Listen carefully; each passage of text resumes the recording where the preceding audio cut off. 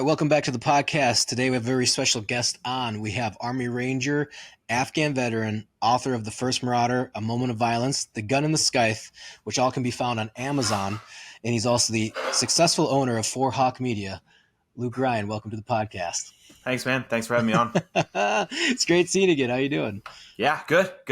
Yeah, just adjusting to kind of working from home a bunch and getting used to all that. But I love it. Yeah. Hell yeah. So what's going on? Well, actually, we'll start from the beginning. Typically, how Sure. we always do is, what kind of led you to join the Army, to become an Army Ranger? Yeah. Especially I believe you joined about 2010. Yeah. The GWAT had been going on for about 9-10 years. Yeah. What kind of pushed you into that path when you're a kid? Yeah. Taking that next step. Yeah. So I didn't grow up in the United States. I grew up overseas. I lived, my parents are aid workers. So I lived in Pakistan for 10 years and then Thailand for 5 years. So, my parents still live in Thailand and work next door in Burma or Myanmar.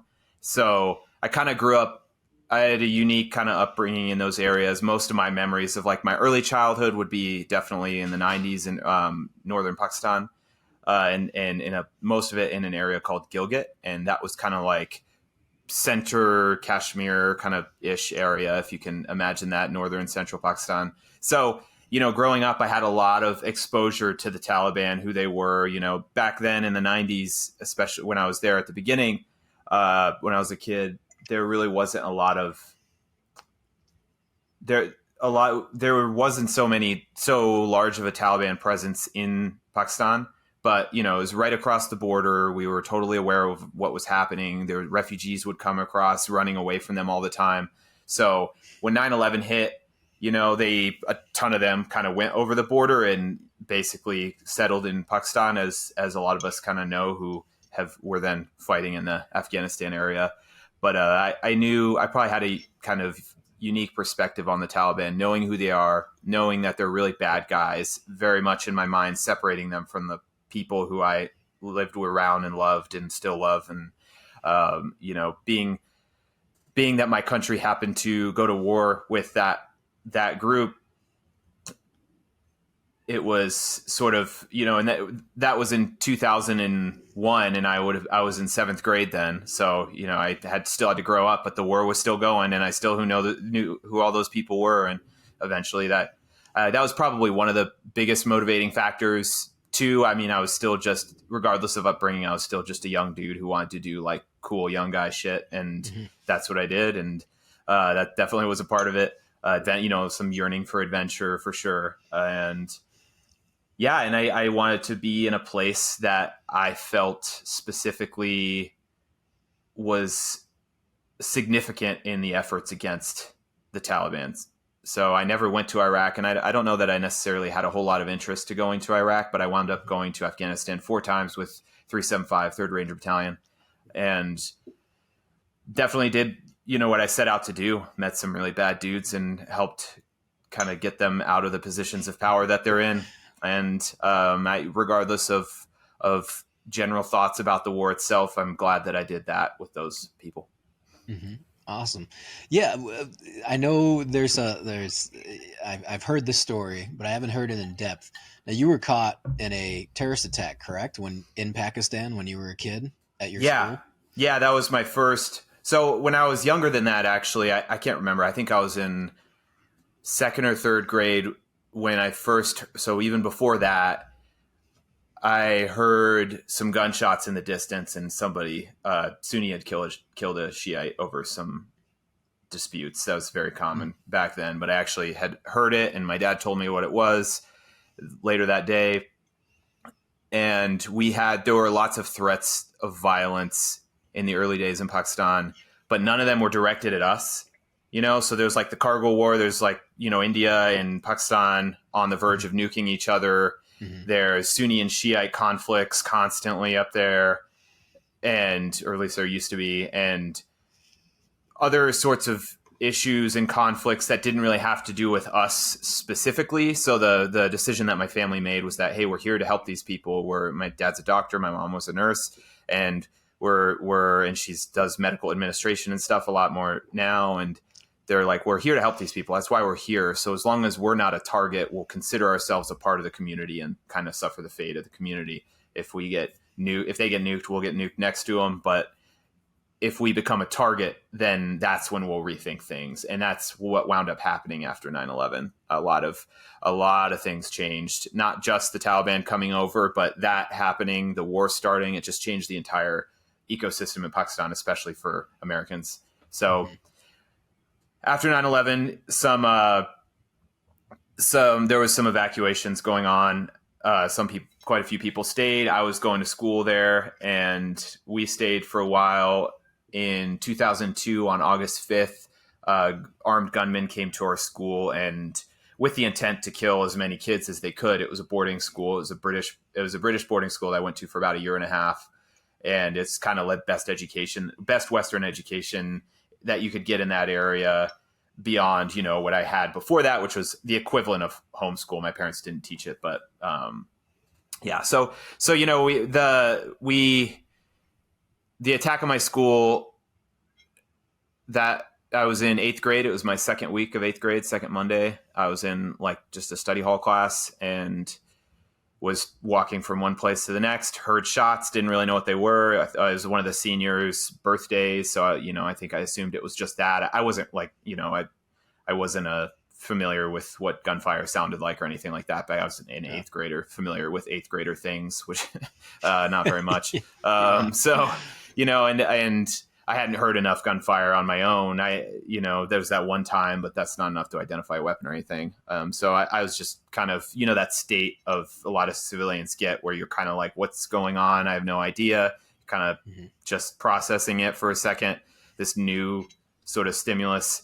And then I heard somebody scream because she got shot. One of my friend's moms got shot in the wrist, and I heard her scream, and then kind of clicked for me what was going on. So everybody hid in their different respective areas. I hid under a desk with my buddy and in the library, and we just basically waited it out. Long story short, and no kids got killed. Some staff members got killed, but miraculously no kids got killed, because while they did do their research, they did not account for daylight savings time. So they missed recess when all the kids were outside.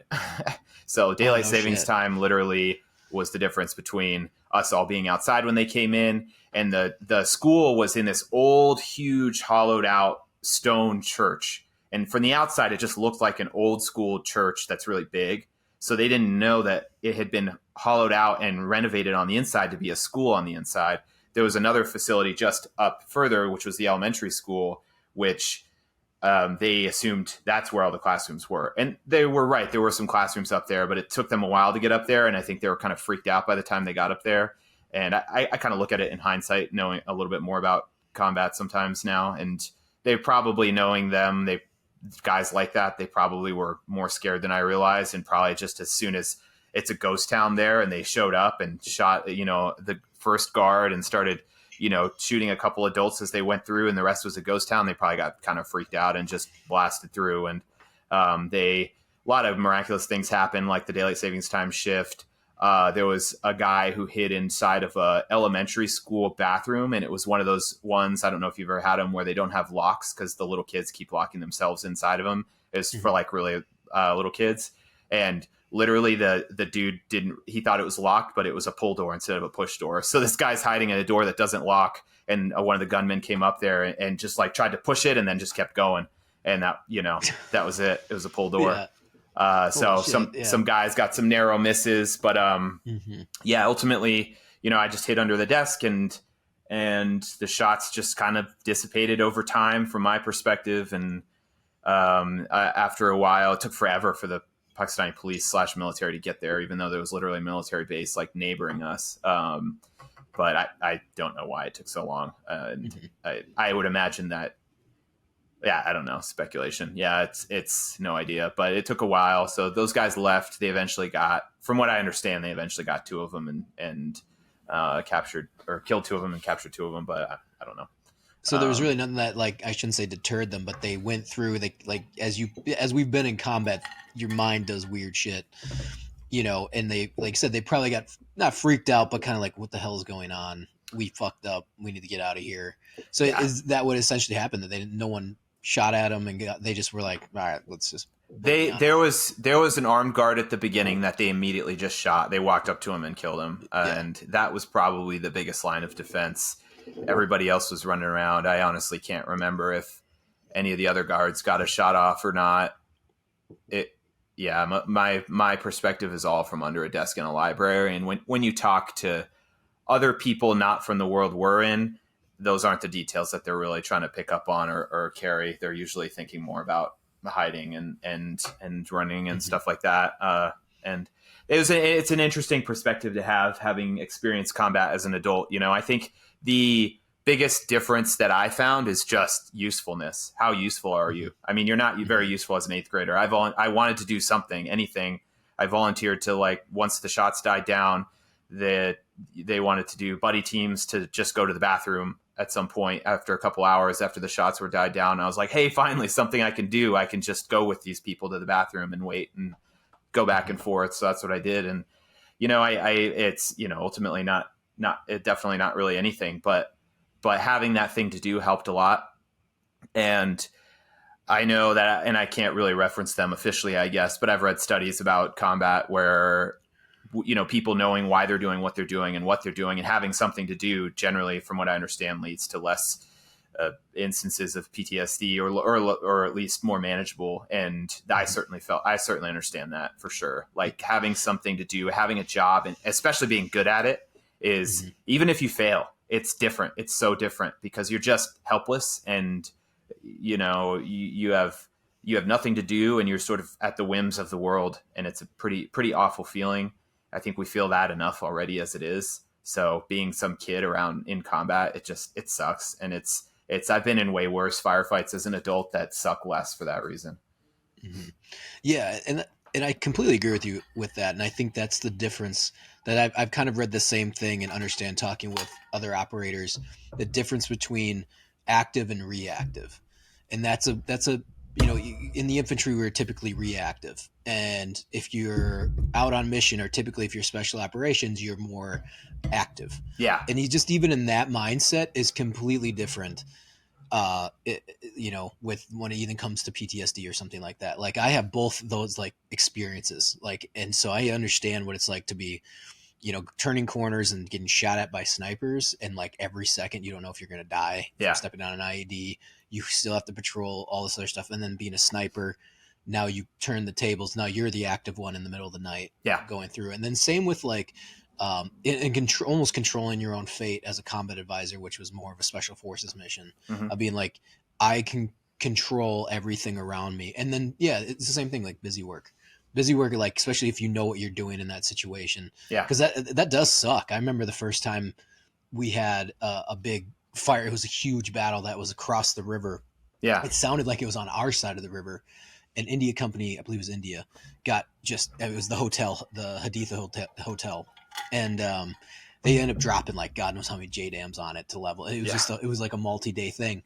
But I remember that was the first time I really heard gunfire, and not being able to run to the gunfire. Like, I was like, let's go. Yeah. You know, I'm a private and I just want to get into it. Mm-hmm. And you know, when you're older, your team leaders and your squad leaders clearly know what's better, you know. And I remember, like, we gotta go. And I think my team leader at one point just turned around. He's like, Nagel, shut the fuck up and just go look at that direction. You Yeah. know? But there was nothing more frustrating Yeah. than just taking a knee and just, like, sitting there and just taking a knee as I hear this crazy amount of gunfire erupting, like machine guns and mortars and, you know, grenades are going, and I have to just sit there and not do anything about it. Like, you know, that's a crazy, like, feeling. It's just like, oh my God, there's nothing worse to me. When I was Yeah. when I was a SAW gunner on my first deployment in Afghanistan, a similar thing. I remember we were getting shot at by a dude in a house, and then the ANA decided to start, like, shooting RPGs and mortars at us too from a nearby checkpoint, because, you know, why not? And and Spice it up. yeah. So, you know, we're getting, like, mortared and RPG'd, and this one dude's, like, shooting at us from his window. And I was just sitting on a SAW, and my team leader, I was not in the initial squad. I was kind of like one back removed on that mission. And, you know, my job was to look down an alleyway, in a dark alleyway. And I was like, okay, like, I'm going to look down it.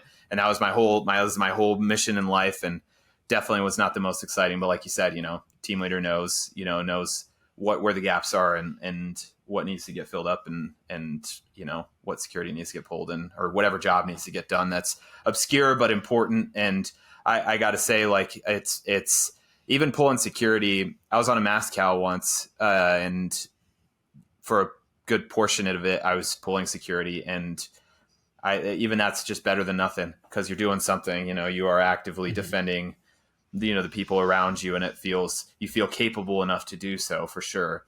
And depending on how young you are, it might be a little antsy to get into the middle of the big stuff, but definitely having something to do, I think what it does is it gives you agency. It gives you an ability to move through the world with actual impact, especially during these events that are, obviously, as they're happening, they're a big deal. It's literally life and death. So that agency just makes all the difference, and just an interesting perspective. I would say the attack on my school, it didn't really drive me to join the military. Knowing about the Taliban growing up, meeting some of the refugees, and some of them becoming really close friends of ours, that was definitely a bigger factor, that and the adventure factor. But I would say one thing that the shooting showed me was that I wouldn't freak out in combat. I knew that beforehand. I knew I wouldn't, because most guys, I think, knew that. They figure that, especially after extensive training. But you just never know. And of course, you're in the helicopter going on before your first mission, and you're like, what's going to happen? What am I going to do? How am I going to act? Yeah. And I was pretty sure that I felt that a little bit, but I was pretty sure that I didn't freak out as an 8th grader. I think I'll be fine as a trained 20-year-old Ranger. So I remember that I always tell people my first, I now I identified it as a panic attack, and I didn't know what it was. I just thought I freaked out. And I remember being in infantry school, watching Tigerland. I can't remember his name. Colin Farrell? Colin Farrell, yeah. I haven't yeah, actually Colin seen Farrell. it, but I know the movie. Joel Schumacher film and everything, yeah. So the whole premise of Tigerland is these guys going to Vietnam, and they're the whole movie's about them in training. And it's also kind of about leadership a little bit. This is what I remember. But they're kind of discussing that same thing, how are you going to do? The one, Colin Farrell doesn't want to go. They're all trying to break their legs to get out of it, but then he ends up being a good leader. The whole thing. But I remember I was watching it on my DVD player. The old ones, yeah, the flip up screens. Yeah, and I tell people this. It's I joined because I wanted to go fight and all this other stuff. But that was a moment I remember sitting in my bunk. I think it was a Saturday night or something like that. And I'm just we had the downtime, we had the weekend off, so everybody's just kind of sitting and watching movies. And I remember just starting to freak out, absolute freak out. Yeah. I was oh my God. And it was can I do this? Can I pull the trigger? It's that, am I going to be a coward? You don't want to be a coward. Right. You don't want to be considered that, that's the death of you. And then it's are you going to be able to handle yourself under fire? Can you take that straight? And it just all came down on me while I was watching Tigerland. Yeah. I was just started freaking out oh my God, And then I just remember telling myself, I literally said, stop being a bitch, calm down, you'll be okay. Yeah. And just telling myself that just to calm myself down while watching this movie. But it's a real thing. Yeah. You had that experience. So you're kind of oh, I guess I technically have been shot at. Yeah. And so you can at least process that. Mm-hmm. I had never been shot at. I'd never been in a leadership position. And you're watching these war films, of this guy getting smoked, or this guy and this, and this, and, they're getting overran, or, it's you're trying to process that, and you're almost thinking about it too much. It's almost too much thinking. Yeah. You can get in your own head about it. And there's I think you can always research and get increased knowledge, and you can never get too much when it comes to learning. But there's a point at which you're going to hit a glass ceiling when all you need is experience to learn about a thing. And I think that's what you hit 100%. With that. And I don't know. I definitely, I had some thoughts, and when we were in basic training, of course, how the rumor mill always goes with new wars coming down, and it's oh, we're going to war against Iran tomorrow, probably, maybe, who knows. Yeah. And we had some close encounter with North Korea. I forget exactly which one of it was. I think it was back when they were shooting rockets over Japan or something like that. And everybody, of course, the rumor mill in basic training is that we're definitely 100% totally going to war, and everybody Yeah. was really excited about it. And I was definitely, I didn't freak out or anything, but I was definitely like, you guys don't really like, you're gonna, I don't know. I get why those guys want to go to war, but I didn't have the same enthusiasm. I mean, I'd known people who had been killed. I had seen it, and I didn't want that to happen to those people. Mm-hmm. I was a little bit not sure if that mentality was a bit too strong, and I would almost feel like I got hit a bit too hard as a kid with that stuff, maybe, and I wasn't sure if that would have a negative reaction, but it was fine. I mean, ultimately, if you know what you're doing and you're not an idiot, you just do that thing, and that's it. That's the beginning and the end of it. Well, that's the thing too. I think that's where experience just absolutely comes into play. I always tell people I was fortunate to do three deployments. By that third deployment, like I was, like operating in the black zone. Just absolutely knew what I was doing, like the back of my hand. Medical, and I think that's the same thing you said. Like be staying busy, but when something horrific happens or something bad happens or something, that you can control that situation, you kind of master that chaos, even though you can't control the outcome, but you can at least master the chaos of what's going on in that moment. And to me, medical was always kind of the big one, because guys get shot and then everyone just kind of looks at each other like, well, I don't know, like, what do you do? Like, how do we handle that? And when guys would get shot, or we being able to handle that situation and being able to do sucking chest wounds, or like, if their leg got blown off, and be able to tourniquet it. Just being able to, just those simple things can, like, say, almost with that PTSD thing, where some guys can kind of be like, I didn't know what to do. And that sticks with you. It does. And again, I always consider myself fortunate, where it's like, not saying I knew what to do every time, but I had been trained and had enough experience. It's almost like it just kept stacking on top of each other. And so when the moment came, I knew what to do, and I could handle that per se, in within that area or that bubble. But you get some guys, that's, they can't control it, and they feel like responsible because they weren't trained enough, or they didn't have the right, it's like, it's almost sticks with them, and it's not their fault. It's just, that's, the nature of the beast. You just know, in the reality that we live in, there is a reality where you could have learned those things and you could have been more useful. I mean, as a kid, probably not, but it's difficult to know that, even if realistically there's no way you would have, gone off and gotten EMT certification as a civilian in random world, today. If you get in a car accident, you have nothing to do, you're going to be worse off than if you have something to do. 100%. And even if you fail, exactly. I mean, I've failed certain tasks, plenty of times. And if I was doing what I knew was right and I was trained to do, and I failed, then you're it's easier to admit that, because, that's just life right there. You got to be able to say to yourself that you did the best that you could. I say that a lot. I know it's kind of hokey, do your best. But what I learned from Ranger Battalion is that do your best means, I don't know. I can honestly, if I can think of a handful of times when I've really done my best. I mean, how hard can I push myself?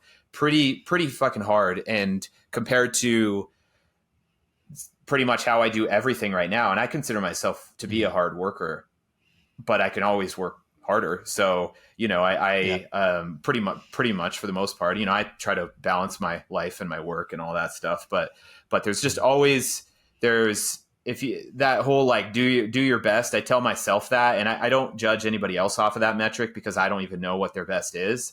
If they've, I have no idea what's going on in their brains. And, but I can definitely say that to myself. And if I'm saying that to myself in certain areas that I'm really passionate about, like when I was being a ranger, and now, the work I'm in now, am I really doing my best? Am I really giving it, how much I've got? Because most people, when you ask them that, they say, yeah, I'm doing my best. That's just the instinctual, natural answer.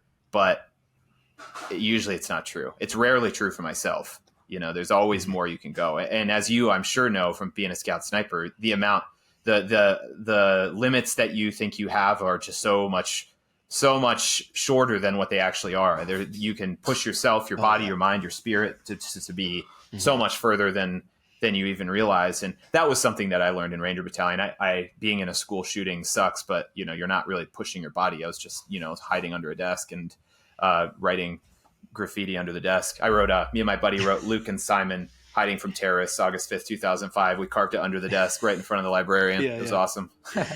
Yeah. Is this you should try to go back and see if it's still there. Yeah. My sister-in-law went back like 5-6 years ago, I think. And she found it and took a picture and sent it to me. That's awesome. Yeah. That's great. No, I agree with you. I think some of those, like when you say when you're pushing yourself or even when I was, especially when you're getting older, like I can at least look back and be like, yep, I pushed myself at this point, but I'm still pursuing. And it's always nice to hear other, what you say, successful people or other people that are always pushing themselves harder forward, even if you're failing, at least you push yourself forward, trying to learn. It was actually a pretty cool quote from Douglas Murray, was that the people he knew that he admired was that they were always restless. And if you find yourself always restless, that's a good sign that even though you're accomplishing things, you're still trying to improve yourself and be better, And it's kind of funny because I always find myself that way. I gotta do this better. It almost feels like it piles up, and then I take care of two things, and then it piles up and it piles up. It's like you always feel like you need to keep pushing and moving the ball forward. And and when you're younger, you don't quite have. It's almost more physical, and then that physicality definitely translates into mentality. But then as you get older, it's like that mentality aspect of like, I remember how hard it was when we were young and you're pushing your body so goddamn hard that, you go to the brink of passing out, or you go to the brink of dehydration, or you go, I remember getting rhabdo. I think it was rhabdo in Iraq. And it was that point where it was just like patrolling in 100-degree heat. We had been, drinking water, eating MRE, whatever, but it was just like, you kept pushing. It was, and I didn't know I remember just like pissing sludge. And be like, what the fuck is this? And then like come to find out all our corpsmen were buds duds, or most of them were. They're like, oh, that's rhabdo, because they trained so hard to go to SEAL training, go to buds training to become a Navy SEAL. I was like, oh, cool, all right, but it was just like knowing that happened, and then push, and then it's just like, that's patrol, or all right, just drink a bunch more water and here's some electrolytes and rock and roll to the next thing, or having dysentery and still going on sniper missions, like pissing out my ass, and then throwing on a 100-pound ruck, and then as soon as we get into the hide, pissing out my ass again, and we have to pack it out. Like that's just what you do. And I think as you get old, you take those moments, and then you say, okay, I'm not doing 100-pound ruck runs or anything like that anymore, but but that mentality of said continually improving, being restless, and are you trying your hardest? And I think that's hard too, because you're right. When you're like, am I trying my hardest? Like, well, maybe I'm not trying my hardest. Maybe I do need to improve here better. It's in the back of your head. At least that's in the back of your head. And you can balance like, it too. I mean, I want to try hard with my family and my work and myself, and all these different aspects that are all really important, and they all complement each other. Doing that in one will definitely affect the others. Especially with people like somebody like me, that I kind of see them all as one thing anyway. So that constant doing my best may mean sacrificing something on the other, but doing my best on all of them is definitely a complicated dance. And I think as you're younger, like you said, the physicality of it is more difficult. Obviously, if you're in the military, it certainly is. And I look at it as just the levels get harder as you get older. I mean, but just like a video game, you're better also as you go along. So I like getting older personally. I'm less of an idiot. I'm, I don't really need my body to do what it used to do. So I don't need that part of it as much, and it's fine. I got beat up in Ranger Battalion, but everybody gets beat up there, and I don't really need that, now anymore. So I just, as the levels get harder, I work more on honing my mental health and kind of creative spirit. Both of those, I see those two as two different things, and still trying to push myself physically. I think that's good for the soul. It's harder for me to do when I don't have this obvious reason for it right away, but Yeah, no, I agree with you. I think that's, and I'm with you too. As I get older, I actually enjoy it a lot more. Yeah. Like, like it's shifting your goals, Yeah. and I also think that just in life in general, I think um, knowing the moments as you're in them, like through your 20s, and then and just understanding that, like, because some people, they get into their 30s and they're like having, not say midlife crisis, but it's like that, like, I don't know, you kind of run into that sometimes. You're like, I don't know what I did with my life. Yeah. It's like, if you can, and they want to start YOLOing in their 30, you're like, hey man, like, you kind of screwed, not say you screwed the pooch, but like, you had your 20s. I'm sorry, Yeah. like, I don't know, but it's time to grow Yeah. up, like, especially with me. After I finished film school, I was actually 29 there. And at that point, it was definitely like the fun was Yeah. had. I did the best and the funnest stuff I could in the moments that I knew and I knew those moments were going to be some of the best Yeah. moments. It's nice to realize that while you're at that age and you're not 5 years later, like, man, that was such a great Yeah. time. Yeah. It's like, I remember living in those moments and being like, this is awesome. Like, and it was simple stuff. It was just like, I knew I would get here. Like, if I lived, I had promised myself to do these certain Yeah. things, and I was doing Yep. them, and I had money in my account, not a ton, but like a contractor life, it was Yeah. great. And then, I also knew you can't, it's almost like high school or like college. You can't live college or your first enlistment. Like, I knew I couldn't repeat what I did in the Mm-hmm. combat advisor teams. I wasn't going to stay in college for 4 years and party like I did, on about that year after I Yeah. got out, after my first contract. It's like, because you have to keep moving forward, and I Yeah. remember being like, well, if I go to college, this is, yeah, it was amazing partying. I can't do this for four Yeah. years. It's a waste of my Yeah. time. Like, the U of M would be a waste of my time. So it's just being able to identify that in those moments. I think when people kind of grow up and then they hit their 30s and they're like, oh shit, and again, nothing against like partying and drinking, but sometimes they're just like, it's like, why don't you spend some of that money on and get a plane ticket Yeah. somewhere, or do something outside the Yeah. box than just Cancun with with your friends. It's like, I remember doing a lot of that traveling. People were just like, oh my God, how do you do it? And I'm like, it's not hard at all. You just buy the plane ticket and Yeah. go. Especially in college, if you have the Yeah. money, if you're on the GI Bill, certainly. I mean, I was Oh, on, yeah. when I was on the GI Bill, I know a lot of guys, it's not enough for them. For whatever reason, I was living in the city in Tampa, and it was great. It was plenty. Yeah. And I actually, for a while, Yeah, same. did 2 semesters in San Francisco, which is the most expensive place to live in America. And as far as I know, it was at the time. It was like neck and neck with Manhattan. And, GI Bill let me live there. And I didn't do a lot of, we did it mostly because I was new to San Francisco. There's a lot of traveling to be done just in the neighborhood, basically. But when I went to Tampa to finish school, I went to Nicaragua once for 10 days during like a break because I found a $500, or it was like a $300 round trip ticket from somewhere where I could drive to near Tampa. And me and my buddy from Ranger Battalion went down there, and or 2 of my buddies, and flew down there. And I spent like $500 total for a round trip, 10 days, Nicaragua, staying in hostels and stuff. Absolutely great experience. I think a lot of people, they forget to, veterans do this too. I guess veterans forget, and other people maybe just don't know in the first place. You got to engage with the fight that you're in.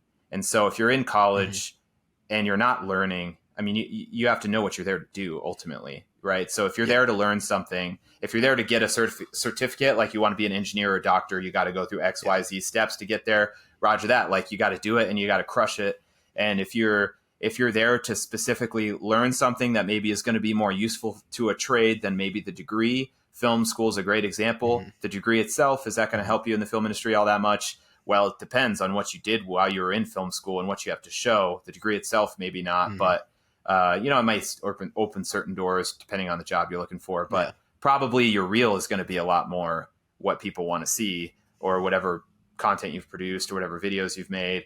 And, that kind of stuff, it's easy to lose sight of as a veteran even, and it's easier probably having not been in the military, have a hard time wrapping their heads around. But I specifically would encourage veterans to figure out how to apply that mission mindset. A lot of people say it. What's the next objective? What's the next mission in your life? What's, these sort of phrases to help transition out of the military, and they're true. They make sense.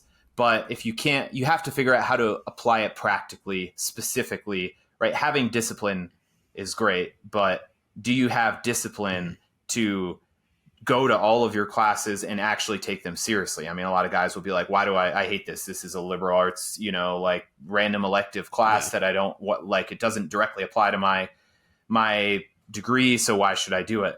And it's, well, you pick the class, and two, you got to do it. I'll never forget when I was on my second deployment, second or third, there was a guy who came in and asked us to fill out a bunch of paperwork, and a leader that we had said, he was like, whatever, just kind of like, we don't have to do that bullshit paperwork. Like, fuck that stuff. Like, let's just go do something else. And then my platoon sergeant came in and he got really pissed off, and he was like, we're not administrative paperwork people, but if someone puts this thing in front of you, you're going to do it as better than anybody else. And it doesn't matter what it is. If you're mopping a floor, if you're assaulting, like a compound, if you're doing TQ on the ground, you're talking to bad guys and trying to figure out what's going on. If you are, mission planning, or if you're just a private operating a saw or, a mortar, like whatever you're doing, you're going to be the best at it. And that includes whatever BS paperwork you got to do for the day. So we all sat down and we did it. And I tried to take that mentality into college, into work, into everything after the military, which is, do it or not, I'm going to do this really well if I have to do it. At least try to. I mean, a lot of people would be like, I remember you doing that thing and it wasn't that great, but I give it a shot anyway. I try to adopt that mentality. And it's hard to do with things that you don't like in the civilian world, because ultimately, if you're a ranger, you probably really want to be there, just like being a scout sniper. I'm guessing most guys, like anywhere you got to work hard to get to, you're going to have guys who are really focused in on that job. But when you get out into the civilian world and you get into, college and you get into your job, there's a lot of tangential things. Filmmaking is a great example that people didn't realize were there, and they don't really like doing them. They really wanted this one piece of the job or something. And in a filmmaking context, a lot of people don't like the marketing side, or they don't like the writing side, or they don't like, actually getting into the editing. So there's definitely there are a lot of points in life when you really need to just kind of do the thing, whether or not you want to. And that was definitely a valuable trait I got from military. Yeah, I agree with that too. And it's also putting that effort in, when no one's looking to really improve yourself. Like, you're not going to get praise for, the results on your homework, but it's also like, for me, like when I was in film school, it was lugging like physical work, like taking 2 hours out of my day, to go from they call it the rental house in the film school. You just rent, it was all free, but it was like, you took priority if you got your stuff in right away. So I was lugging down lights, and this was, reds, and they were all in Pelican cases, and it would take up the whole bed of my truck, and C-stands. It took me about 2 hours, probably 3 hours solo, to get all those down, get them I would take them just to my parents' house, because then the place where I was living in Minneapolis, I'd have to go up like two flights of stairs, everything. So I just take them to my parents' place, and then it'd take me another 2 hours to unload, and then I would assemble, and then I would just practice shots. Just practice the hazer, practice this. Like, what does this look like? I don't know, like, and that effort, I even today, like working with TAC Gas or working with these others, like when you're kind of still doing that small crew, but you need to make look good because the client's paying you money, like that effort is going to be, it's going to show, if you're like, oh, well, we didn't quite have the crew, we didn't quite have the budget. Like, it doesn't matter. You sold that you could do this capability. Now you have to figure it out. Yeah. There's a lot of similarities, right? With mission planning and working together as a team, and the physical labor of it. People don't really realize how physical, the way I describe filmmaking tiredness is like, take a scout sniper or a ranger or an SF dude or whatever, and tell them to go shopping like with their wife in a mall for like 2 days straight.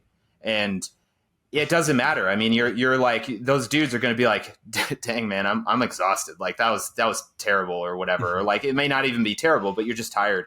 I don't mind going to the mall for a few hours, but when I come back, I'm like, man, that was, I may have rather just done a ruck march that time, and it's just a different kind of tired. And it's filmmaking is extremely exhaustive with checklists too. So mentally you're kind of like, you're carrying all this stuff and you're like, did I forget that tiny little mini SD card that goes in the, in my recorder and my, and my B cam or whatever it is, my GoPro, and you've got all these little pieces and big things can fall apart quite a bit, just like with the military. And I'm sure you brought over some tricks, laminated cards type stuff that help.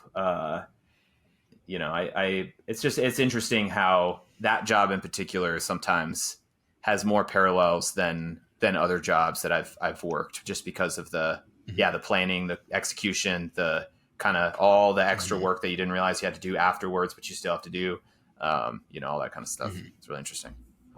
Yeah, mission prep is the biggest one for me in filmmaking. Like I shut down the day before when I get my gear. My wife knows that. Like, just don't, it's like I need to get everything in line. Everything gets, everything's checked, rechecked. Especially if I'm renting gear, I make sure the glass works. I make sure the setting's good. I make sure the batteries are charged. You gotta, and it's like, and you pack and then repack. Like I'll do that. I'll pack and then double check my stuff and pack and put it next to the door for my flight out at 6 a.m. Then you recheck it and you make sure you got everything. Like, you make sure it works. You just don't grab something and, all right, well, I think it'll work when we get there. Like, you have to make sure it works, and sometimes things slip through the cracks, something doesn't work, or one of the outlets, whatever. But at least you prep that out, because I've done that on shoots with people, good friends of mine, and they learn because they just didn't have that military experience, but they show up with like dead batteries. And they're like, oh, we'll charge it while we're here. I'm like, are you kidding me? It's going to take hours to charge. Like, so now we're like swapping out batteries that have 10% on them. So we're like 10% left. Charge it, 10% left. And we were all mobile, so we couldn't like run a electrical cord because there was no outlet. It was just a nightmare. And you're showing your ass in front of the client. It's a whole thing. And I agree with you. There's definitely a lot of parallels, at least that I carry over into filmmaking and cinematography and all. Creative problem solving too, is you get those issues.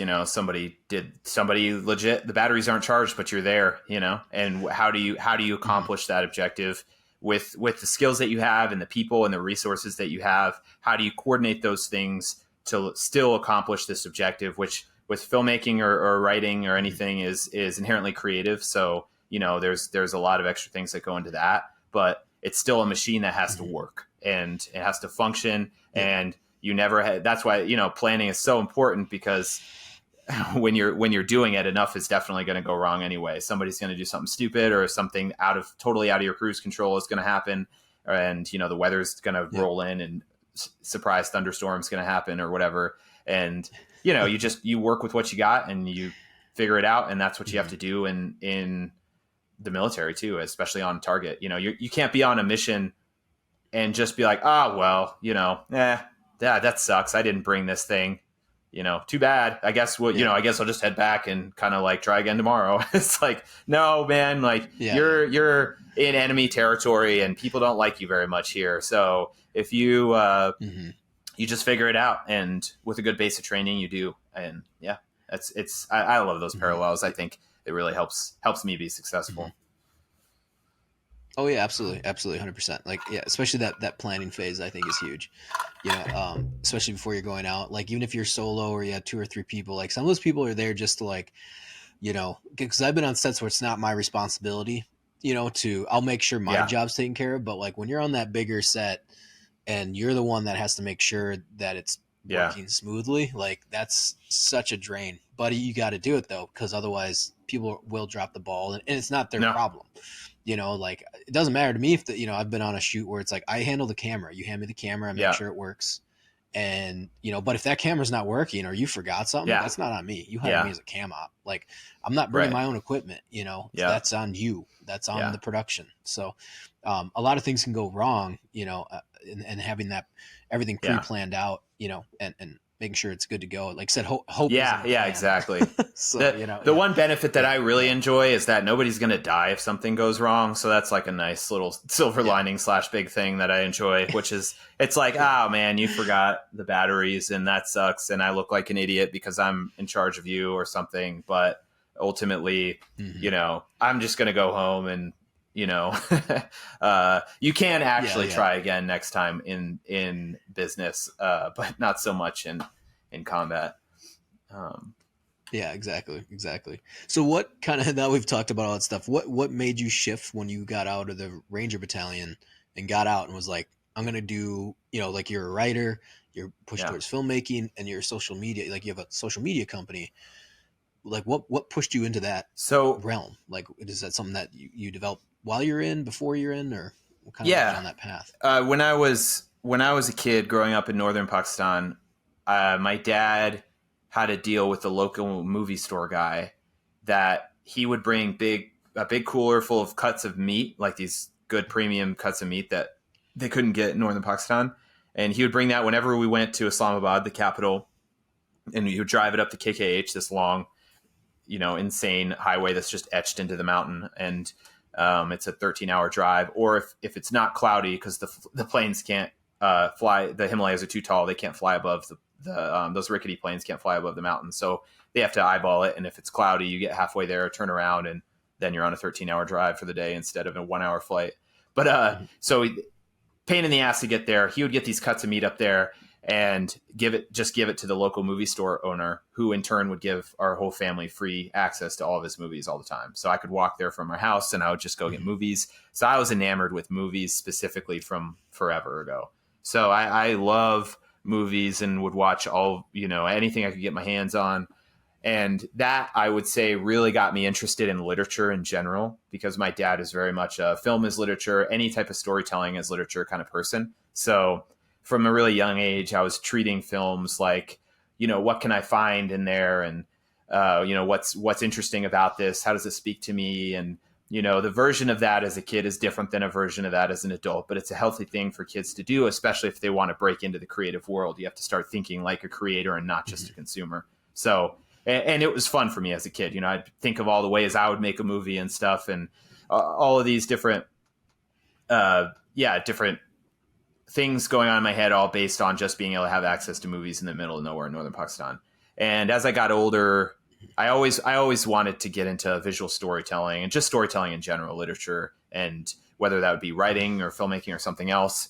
And as I got older, I wanted to do, another reason why I joined was similar to the adventure thing, is just to do young man things while you're still young, kind of like you mentioned before, Mm-hmm. and get more life experience behind me, and before I start getting into talking about life itself in a storytelling capacity. So really, it was already the plan, and the Army was inserted into there. So after that, it was kind of more of a matter of what skills do I want to hone, what do I really want to lean into. And at first it was kind of filmmaking, and I did a lot of freelance videography, and then I leaned a lot into writing. Writing had been something I did through my deployments because I could do it there. I couldn't really shoot anything narrative wise anyway. I like fiction a lot, so couldn't shoot anything like that out there, obviously. So I had been writing for a long time and had a lot of experience with that. So I just kind of, as I was dipping my toes into the video world, I was just writing a lot, and eventually I was working in television and whatnot, but had started writing books of poetry. I wrote books of poetry. They're both, my two books of poetry are The Gun and the Scythe and A Moment of Violence, were really I just started writing poetry to try to work out in my head all of these things about combat that I couldn't put into words normally.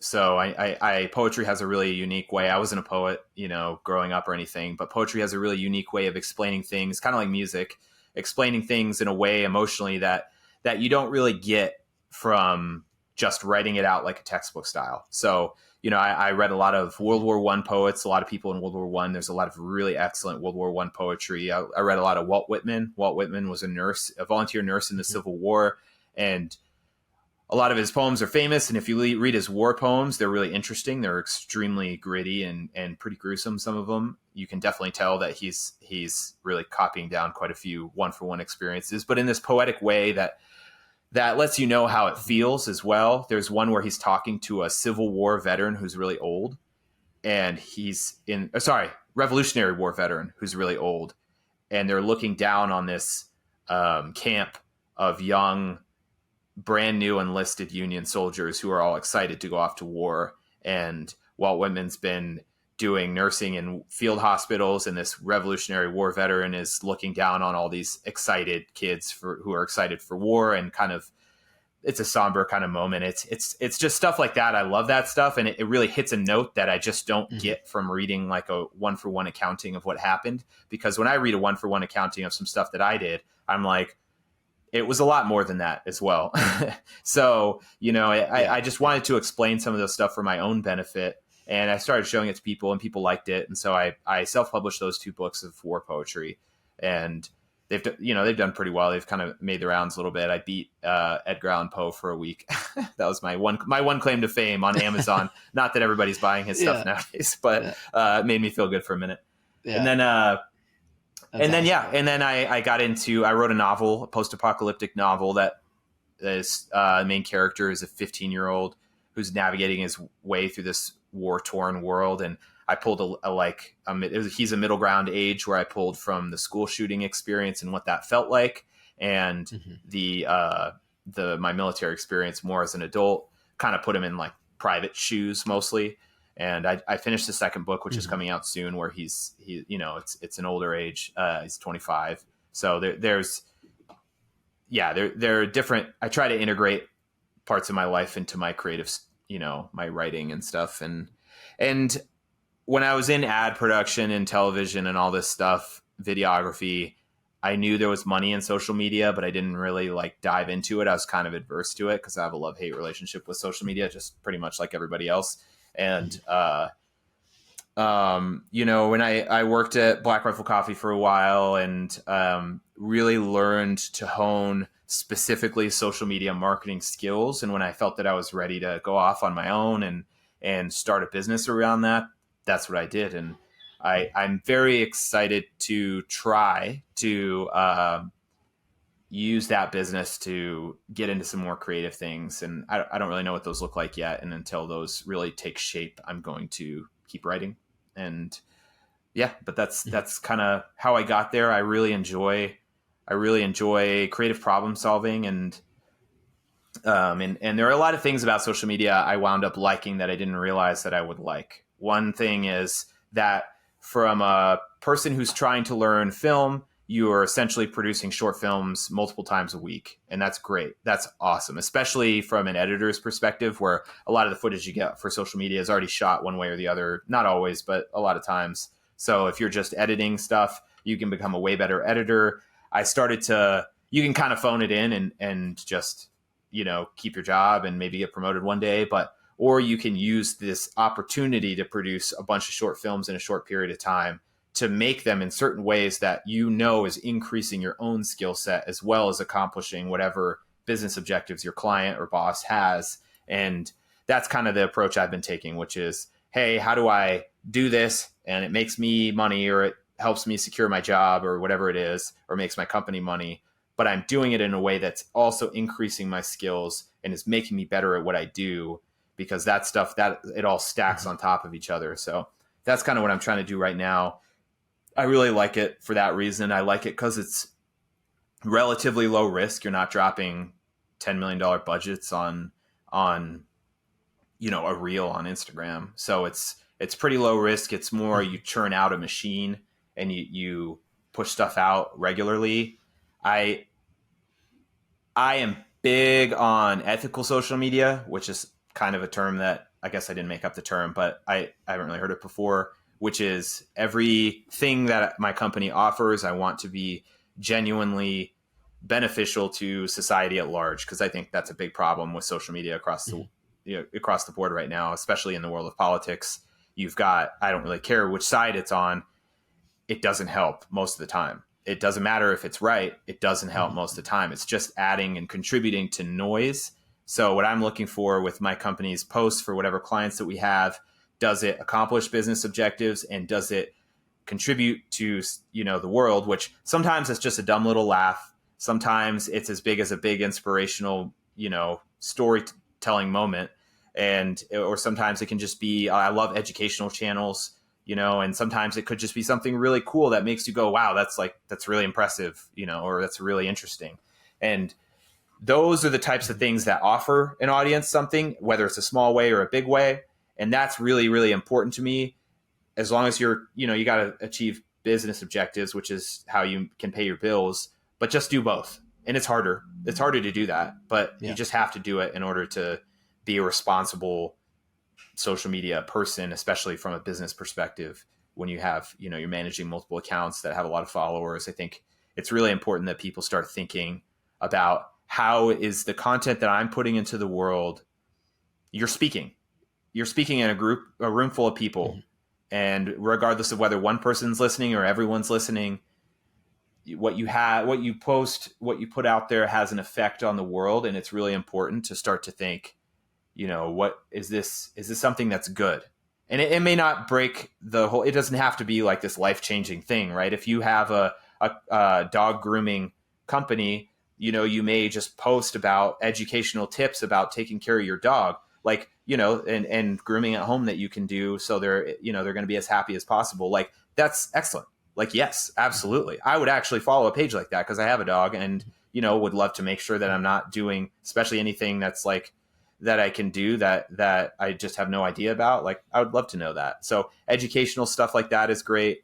But I'm just, the social responsibility piece is important. And that doesn't mean just spitting out the quote unquote right politics. It just means, it means, in fact, I stay away from politics with my business altogether. Because again, it just contributes to noise at this point, even if I agree with it. And if I wanted to present that stuff seriously, like if I actually would take it seriously, then I would frame it in a way that's different from how everyone else is framing it, so other people actually listen. And short of doing that, that tells me I'm not interested enough to put in the effort. So that's what everybody else is telling me when they repost some stupid meme that's super reductive or just some dumb thing that makes either perfect sense or no sense or whatever. It doesn't matter. It's just low effort noise is usually what it amounts to. Yeah. So when you're dealing with clients and stuff like that, I mean, I think that, like I said, with that creative challenge and getting that, like what you just talked about, what is been a challenging client when you're like, say, you're trying to take a brand that isn't the super sexiest of brands and then being like, we want to push it out on social media. But at the same time, I think a lot of brands have ignored it, still thinking like television, as much as it's been around for the last 10 years, it's finally kind of coming into play. Like, people are like, companies are like, oh man, like, they think they missed the boat. They haven't, but you definitely have to pivot, whereas like television and although it's kind of cool I do see Hulu, posting ad campaigns. Like if you want to make, so it's almost kind of like back local streaming services are kind of finding their way to do that. Some of them. Yeah, exactly. But this social media aspect of it's like, well, who cares about this one company, small mom and pop shop? Well, it's kind of crazy because it can expand your audience. And I think people have seen that more and more where some really crazy local niche now becomes a nationwide, worldwide, I don't say phenomenon, but like, just like, oh yeah, we're selling to people in Mexico. We're selling to people in Canada. Like I'm shipping out my Etsy, and there it is. I mean, you kind of see that almost with like with veteran brands, not to go too much into the vet stuff, but like you kind of, that's where it goes though. I mean, you're like, oh, this is kind of cool. I like this design. And it's just that they turn it into, it's like almost like a brand that turns itself into like a clothing company, or it's just like that type of, it's almost like they create themselves specifically for social media, opposed to being like a Macy's or like a JCPenney's or something, or whatnot. So is there some challenges that you're seeing, where it's like someone's like, we gotta figure something out. Like they're almost like taking a leap of faith, even though it's huge. It's what you need to go forward. Do you have a few clients that are like that? You're just like, it's a great question, but I will say that there's always an answer. I have a degree in English literature, which most people would say is pretty useless. And I've found ways to apply it, but I could see why that they do, unless you want to be a teacher. But there are ways, one of the ways that I've applied it very effectively is that, why did a professor tell me, and there's, the whole literature degree dives a lot more into this in general, but a good way to summarize it is a professor one time told me that, and she may have been paraphrasing someone else, but she said, like, you could have this awful like story of an orphan going through the most terrible circumstances you could imagine. And, you'll read that book or watch that movie and ultimately forget about it the next day if it's a poorly told story. And if it's a well told story, you could have a person sitting on a bus who forgot their sandwich and you cry at the end of it. You know, it's you could have these really, and so what that told me is that there are these small moments, and I found this is true writing short poetry too. What subjects do I want to write about? You know, I can't write about the war in its entirety. I want to talk about like unpacking, you know, trauma and use the metaphor of talking about unpacking a rucksack and leave it at the metaphor and see if people can figure it out. So, you know, that's something that, you know, that's a small specific moment. And I learned to take those small moments and extrapolate a lot from them, you know, figure out what's in there. So when it comes to certain clients that maybe don't have the sexiest, exciting premise behind them, well, I mean, a dog grooming thing, you have the dogs going for you. Everyone loves dogs. But ultimately, most people wouldn't think that a dog grooming company would be very easy to market, especially on a large scale. But you could, because I would take that angle as going educational with dog groomer. Or let's say you have another company that is, I'm trying to think of boring companies. It's hard for me to come up with them because by definition, they're not very exciting. You have a sweater manufacturing company, right? Like, you know, you make suburban white guy sweaters all day, and they're, you know, like this, and you know, that's your whole day. Well, there's a lot of textile stuff that I'm guessing would find interesting. So there's a lot of manufacturing things, factory things that would be really interesting, rather than just having to come up with like some skit every week that's like, wow, this is so comfortable, and make it funny somehow. You know, like it can be, you just need to deep dive into this. And there's a few ways that I go about determining what those storytelling angles will be, but that's always the key to answer your question, is finding that. So sometimes I'll try to understand their business really well, and I'll be like, how would you explain why you're excited and passionate about this to your mom? And whatever comes out is often the thing that like is at least something to start with, because it's like, well, you know, I really like this thing, but people wouldn't get that. People don't understand that. It sounds interesting to me. It's obviously interesting to you. So anybody following a page that's all about this thing, like they're going to be interested in it too.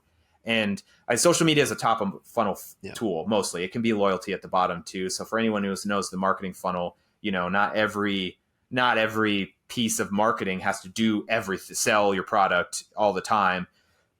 You can do it in steps, essentially. And social media is really good for grabbing people at the top, just grabbing new people, new eyeballs, and, you know, maybe getting them to the next link to a website or a video or something, wherever you want to push them.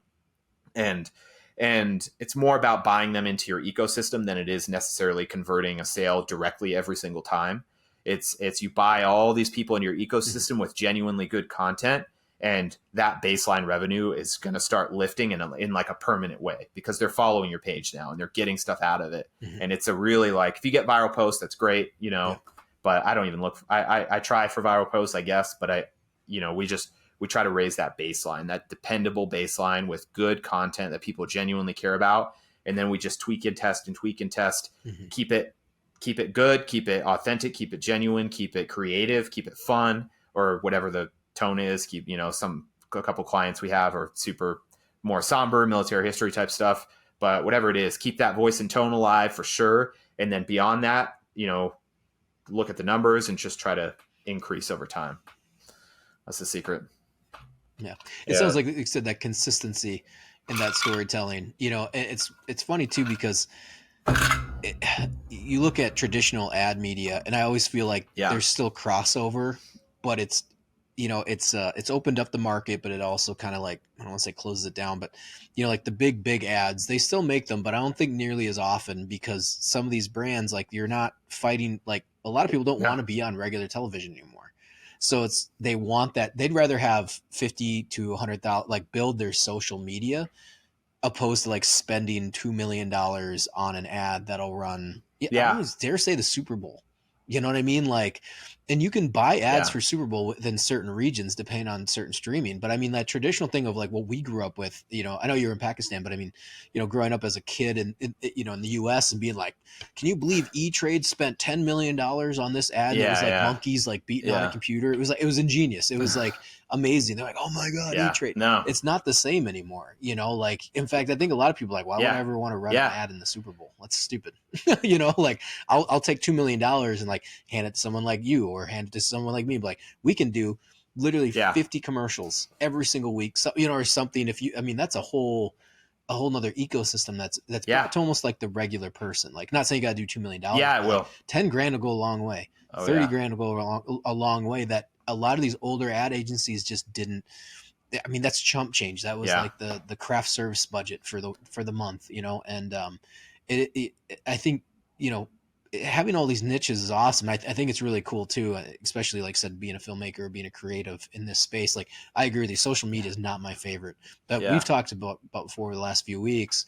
Just with me, kind of like, oh, am I pushing myself hard enough? Where it's like you kind of have to learn that new skill, and that was that way in filmmaking too, where social media is probably my next new somewhat skill to learn because, or at least Yeah. like I said, the analytics and figuring kind of that stuff out, because that's the way it was when guys like, what if you don't know editing, Oh yeah. you know how many people need Yeah. editors, so if you can write, direct, produce, and then edit, I mean, Yeah. you make a lot more Yeah. money. Yeah, it's a lot more stressful. Yeah. I mean, Yep. but Oh the yeah. paychecks are a lot bigger. I've Your seen that for sure. satisfaction's generally And, greater if it goes well but I too, know, because you have ownership over oh whatever yeah, that yeah. thing is. Ex- Yeah. And people didn't want to learn how to edit. It's almost like the same thing. It's like, yeah, I'm not an editor, so I'll pay you. And I'm like, oh, I okay, I'll take your money. Like, it was Yeah, great, I know you know this, and but I you know, actually I exclusively hire content professionals, generally only editors, film editors, because if they can edit, they can probably run a camera at least a little bit. I don't know a single editor that has no clue about mhm, cameras. Like they all know about cameras. So if they can, mhm, I look for people who can edit and write because I can teach them social media. And those guys, if they've learned, it's a lot easier to teach someone the nuances of social media and for me to kind of like hover over them for a period of training, on the job training, and it's fine. That's a lot easier than trying to teach mhm. someone how to make a video in Premiere. That's definitely a lot, it's way easier.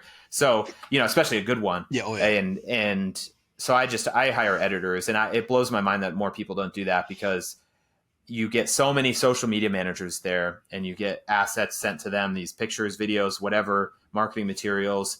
And if it's not exactly what they can post, a lot of them, unless it's a picture that they can just crop on their phone and easily, immediately, then they have to send it back. And to have an editor to just be like, Roger that, yeah, I got that video. And then they just redo it for the 3 different format templates that we have for, Instagram, Facebook, Twitter, and YouTube Shorts, or whatever tweaks we've decided along the way when we're A/B testing everything. That dude can just do it himself. It's way, way easier than trying to yeah, rely on a social media manager and then an editor outside of house or in house, and like all these different components, when you mhm, operate more like a special operations crew where you've got, people who have definitely more than one job for sure, probably 2 or 3. And they mhm. might Oh not yeah, be going on at the same time. Like it's phases of your job. Now I'm shooting, now I'm editing, now I'm publishing. But it's very, now I'm planning, now I'm assaulting, or infilling, now I'm assaulting, now I'm post assaulting, now I'm exfilling. Like the different jobs. Uh, but yeah, just having that increased proficiency per person, it's worth the money for the people. I'll tell you that as an employer. I who pays money for people, mhm. it's just so much more bang for your buck, really. So it's great. Yeah. Well, it's a Yeah. skill that's already been Yeah. developed, Oh and yeah. editing is a No. skill too. I mean, like you just don't teach that overnight. I mean, I've worked with people that are working on editing in their editing style. And it's been like a year, and Yeah. they're like, well, they're getting Yeah. better. At least they're not going backwards. But I was editing since Yeah. I was 13. So I kind of, like a lot of people are like, oh yeah, I used to make 8 millimeter films, and then hear filmmakers like editing on their little, you know, Yeah. Yeah. what I came with analog film back in the day. Like that's how I was. Whereas like I didn't have audio because we had digital 8, and it had audio, but it couldn't Yeah. capture for some reason to my computer, so I could only do video. So I remember the first short films I made, it was all amazing, but it had to be, you had to tell the story without Yeah. basically without audio. You just I would insert a song, and then so I learned from a very young age at 13. I've been Yeah. editing longer than I've been filming, well, I guess at the same time, but I've got a lot more experience editing because people didn't like, I could Yeah. tell someone's story. You can hand me a bunch of Yeah. footage and I'll create something out of that.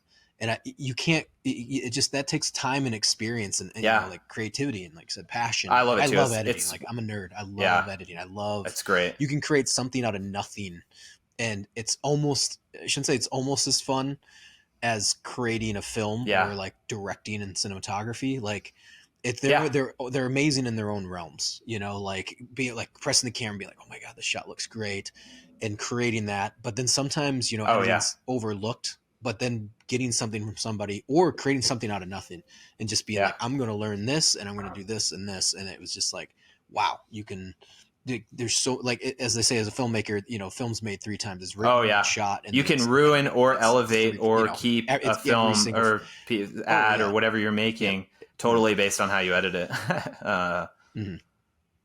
Yeah. Oh yeah, Yeah, I 100%. love Yeah, that. as they said, it's made 3 times. You write it, then you fit. There's the film that you write, Yeah. the film that you make, and the film Yeah. that you edit. And it truly is. I mean, you see at different films. I mean, Zack Snyder cut is a huge one. I mean, it's, however people think, but you think of, Yeah. they had most of that film in the can, and you Yeah. see completely different tones, Yeah. completely, and Yep. it's the same footage, but you Yeah. can color it, you can change the music, you can change the tone, like, and even with like director's cuts of films, you start seeing that. Like Alien 3, kind of go down a nerd Yeah. Yeah. film hole, Let's do it. rabbit hole, is Yeah. probably one of the best Alien films there is. It's the director's cut Alien 3 from David Fincher. But by the Yeah, way, I heard he about almost that. quit filmmaking Yeah. because of that movie, and the studio hated it. So he almost quit filmmaking, and that is, to me, it's a masterpiece. It's an amazing, the look Yeah. of it, but it's the director's cut, and then they put like the visual effects I or would something like that. I think I they would added also color recommend the too. director's cut of Kingdom of It's a Heaven, great Blade film. Runner. Those are a couple more that are big differences from Oh the my god. original. Just editing is Yep. such a big difference. And I haven't directed like feature films or anything, but I've directed a ton of ad spots from social media to actual television too. And Mhm. editing to me is definitely like, it's one of my favorite things too. I absolutely love it. It actually, of any piece of the filmmaking process, it reminds me of the most of writing for sure, because you're finally putting the blocks together, which is why it's so fun, because you finally get to see it. However you envision it, however you're making it, even before it's color graded, if there's any animation, sound sucks, whatever it is, like, it's just, you can see it finally, and it's really cool to put that together and then to have your spin on it, because yeah, you can definitely ruin it or elevate it or keep it how it was planned, all based on the editor. Oh yeah. Yeah. Mm-hmm. Yeah, pacing and all that kind of stuff. That is some, like I said, the best time is getting to sit down with a project and be Yeah. like, all right, Oh, here's yeah. all my bins of of Yeah. everything, and you're like, here Yeah. we go. And and some people hate that. They just sort of It like, feels too I don't even technical want for to a lot of touch it. people. And then But I think, and it felt that way for me for a long time too. I mean, I was editing when I was a kid. My dad got his hands on Premiere when I was pretty young, and I edited awful short films and stuff that I made, and it was an excellent experience. Mhm. And I would say I really, for a while, I had that same hesitation that a lot of people have, is that it's too technical. And then honestly, that mindset of, someone puts paperwork in front of you, just do it. And what I also found is, not only does the thing get done, but there are a lot of things that you might like a lot more than you thought they were. Because editing, to me, I by doing it more, I came to realize that it's way more fundamentally creative than technical, easily. Like, the technical stuff, you got to learn it more than some other things. Mm-hmm. But like running a camera, you really, you have to learn these fundamentals, and then a lot of it is extremely creative. People know that about acting and being a director of photography and writing for sure. Mm-hmm. They know that about that. But sometimes editing, it's like the amount of creative input that you have on this thing is very significant, and I love that. I absolutely love it. Yeah. Big nerd. Yeah, hell yeah, absolutely. Yeah. No, same. Big, film nerds. That's all you got to do, and especially when you get completely involved in the process. It's like, sometimes even if you're not an expert, being able to Yeah. understand and talk with the editor, like Yeah. even working with me, me and you work with Caleb at Black Rifle, phenomenal editor, like way better than me, like absolutely phenomenal. And but to be able to talk with him and be, it's almost like, because sometimes people give that feedback, it's Yeah. like, just make it better. I'm like, what does that mean? Like that does nothing to me, like, I don't quite Yeah. like this tone. Professional What tone do you feedback want? has to I be don't know, articulate, moodier. Like, and it has to be that's not that. specific. And Exactly, yeah, exactly. being having Yep. an editing background allows you to do Yeah. that, right? Like, yeah. Exactly. Yeah, because it's like, because I can really get it down to like, man, changing a song is a big deal, but like, you can say, hey, can we change this song? But I need it to be at this pace. I'd like to be a little bit more, the epic feel, but Yeah. I'd like Yep. the chorus to come in here. We'd like to have, drum beats here. Okay, by the way, I love how you let this play out. Can you color grade here? Can the sound, like, hey, can you drop it down to 6 decibels here? Yeah. Everything when you start getting into the Yeah. technical, like, we need to cut this shot, cut it here to here, Hmm. or this moves too quick. This is too jumpy. Um, just being able to So talk helpful. that Yeah. language. And the same thing, like, yeah, helpful. And being a director Yeah. and a director that's a DP. I've been the DP, and the director knows, like, hey, can we put more of a hair light over here? I kind of like it. Let's go half Yep. here. Let's drop it down 5%. And you're like, yep, I know exactly where you're going. Let's do that. Yeah, it's not Let's make it mysterious look enough cooler. versus can we Can add we make, haze and increase backlight, yeah, drop key lights and yeah, fill lights and like make yeah, this a bit more like spooky or something. I don't know, whatever. exactly. Yeah, there's Yep. and not to Hmm. make everything about the military, but kind of just since we started on that note, like it's there's similarities with that.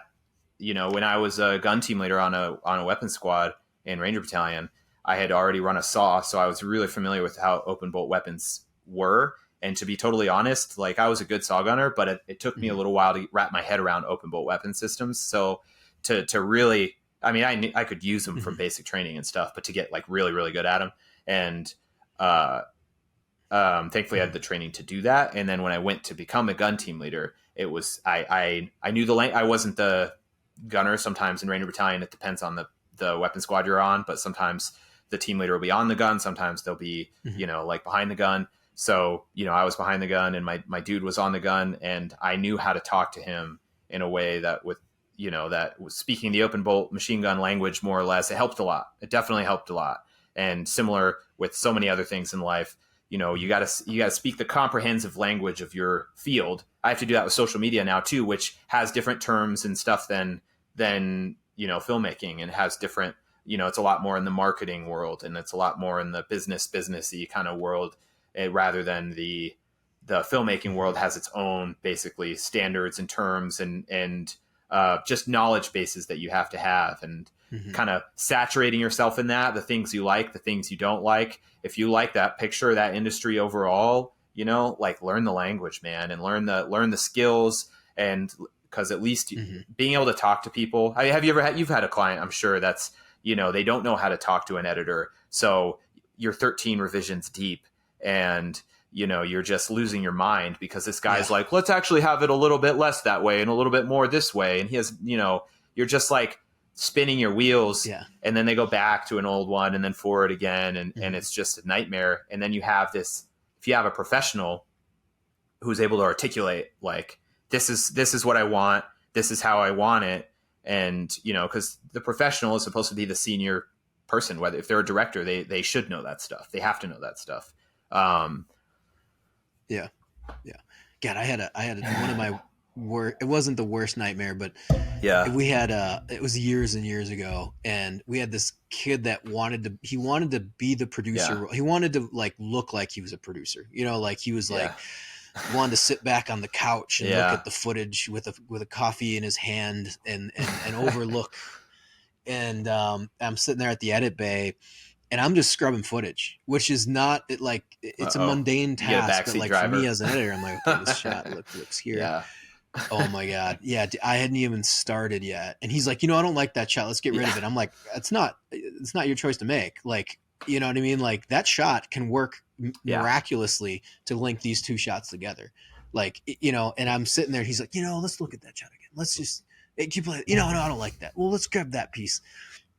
I finally had to like leave Yeah. and go to my buddy. It was at Yeah. a studio, and I was Yeah. like, "You need to get him out of Yeah. that room. I'm gonna lose my shit." Like, and it was like, and I was like, and I'm not like a young 22-year-old. Like I was Yeah. 27, 20, actually I was probably 30. I think I was like 30 years old. I was like, get him the fuck out. Like, I was good friends where I'd be like, let me go grab Yeah. a water or something. I walked to the room. I was like, get him the fuck out of there because I'm going to Yeah. lose my shit. And my buddy's like, Roger that. Cool. Like get him out. Cause they had worked with me so much. And I'm like, and I'll tell them the reason why. It's like, it's not like I don't like the guy. I was like, Sure. Yeah. have him Yeah. walk away for the next day because I'm going to find the shots and then we'll go through Yeah. and I'll start assembling and then we can bring people in. But hanging over my shoulder and like telling me which frame to cut on and grabbing, I'm just trying to bin some of the footage. This is not a creative meeting, and it's like you have some people that just want to play the role and they don't actually know the role. They just want it, not to say social media, but you get that all the time in social media with people who just don't have knowledge of social media and marketing and all that. And they think they know that what works. And then, you can say something else, but they'll start to micromanage or nitpick the smallest of things in social media. And social media compared to filmmaking, you can get real small with your final deliverables. I mean, you could have single stories or single shares that take 2 seconds to do. And when you start kind of like, I mean, it's the same detriment of any micromanaging process. It's just, I feel like it's extra painful in the editing phase of things. I don't know. It just, I did a pizza company in a past television advertising job and legitimately 19 edits in. I was like, I'm going to lose my mind. They had like a really, a jingle that I would rather never hear again in my whole life, pretty much, a little cheesy jingle the whole thing was already bad. We shot it well, but the idea, the subject matter, everything that was put on the table was bad. And then adding all these very amateur type edits, made it worse. And what it helped me realize though is that like in the military and like in a lot of other places, I want to be at a place where the people around me are at a high standard of work. These guys, I want to work with guys who know how to direct, I don't just need to work with good, underlings or whatever. I want to work with guys who are at my left and my right, who I respect their positions. Because if I don't, then I need to find new people. And they respect my position, but I earn that respect because they're professionals and they know what's up. So I got to like step up too. So, I can't talk to my editor like an idiot. I can't, for example, the classic thing, I can't send my editor a note and then 20 minutes later send him another note. And then 20 minutes later be like, oh yeah, I thought of another thing.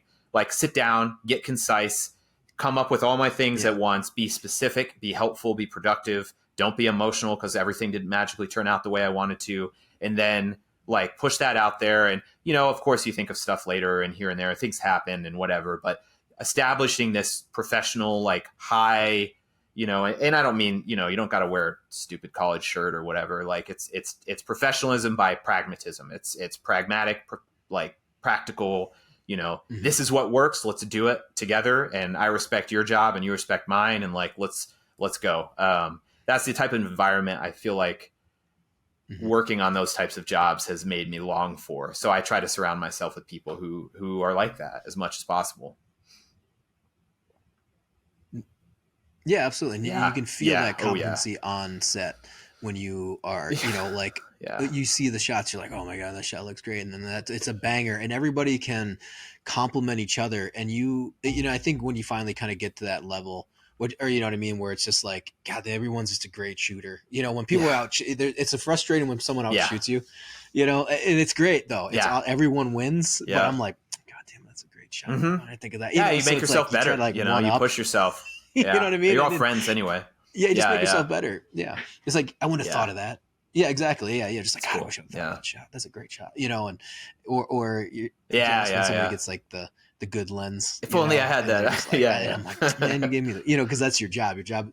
Yeah. I'm B cam, so technically I don't get the cool lens. So it's like you're already forced down a peg, but it's great though because it does give you that experience for future jobs where you're like, wow, we need to make this work and getting everyone together on the same page. Like is just it just works so well. It works so smooth, and you can tell when things fall apart, and no one, if it starts falling apart from, me and you both know from the Yeah. from the get go, something's not planned Yeah. correctly. It just immediately starts to unravel, and people think they can Nope. cool guy their way through it, and Hey, just like yeah. it just starts to implode, and Yeah. then it never sees the light of day. So Yeah. it's just that it's like goes Yeah. back to that planning Yep. and professionalism. But anyways, yeah. But well, sweet man, this Cool. has been Yeah. amazing. This is probably the longest podcast that we've had. So yeah, this is typically we shoot Cool. for Right an on. hour, but Yeah. this Well, was I appreciate you having me on. let's keep It going. was awesome It's awesome. to hang out and chat a Yeah, bit. Yeah, it was great. yeah, absolutely. Where can people find you? Your social medias, your company for Yeah. social media, and then Yeah, if you're open for new clients or anything like we've been that, growing and pretty quick. We're slowing all down a that. little bit with clients, but we're starting to pick back up again now. So definitely open for it. It's just forhawkmedia.com. There's an email box in there. You can throw some stuff if you're interested. And my social media, I'm a Les Gingerab, which is a play off of Les Miserables, but ginger version. So hard to spell, but I probably won't ever change it. So yeah, but yeah, you can come follow me or head over to the website, check out the company. But yeah, I really appreciate the time on here. It was great to talk to you as always. And